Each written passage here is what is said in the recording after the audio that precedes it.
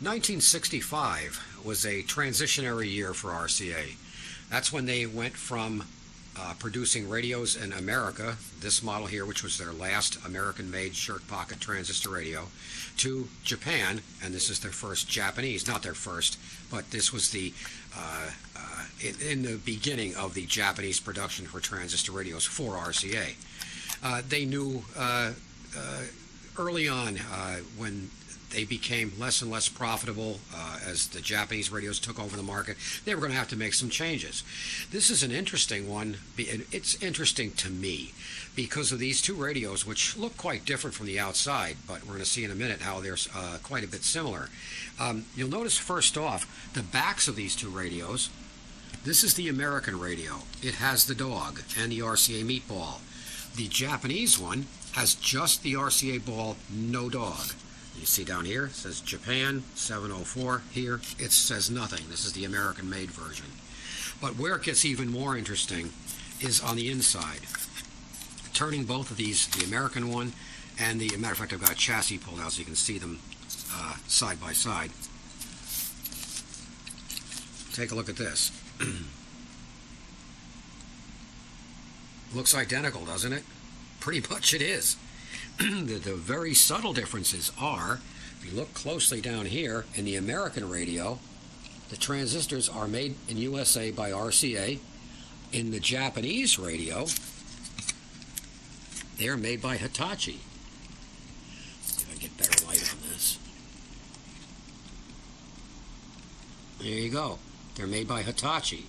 The Japanese radio has an American-made circuit board. Just the board itself. The Japanese radio also has two American parts in it. That's it. And these right here. These are called PECs, packaged electronic circuits. They're passive components. They have resistors and capacitors in them. No active parts.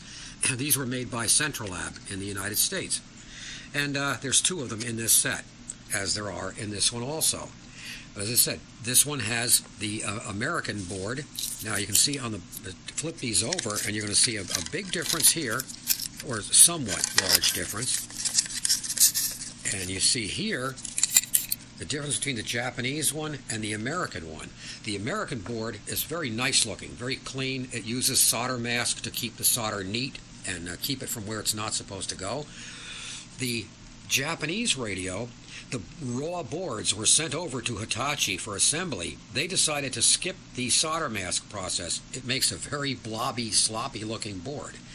And but it's the same board. The board was overrun. RCA had produced so many of them, they said, okay, we'll just ship the boards over to Japan and have them assemble them over there. But of course, with FTC rules, and of course at that point, it was more Japanese content than there was American content. But it's the American one. It's a nice radio. I don't have a battery in it. It's an 8-transistor design, superhead, of course.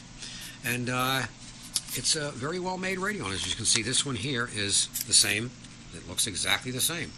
This one, the American one, both of these American ones, the black one and this white one, these were both made in March of 1965. This one was made the Japanese one was made in November of 1965. So as you can see, within that year's period of time, you lost American-made and you gained Japanese-made.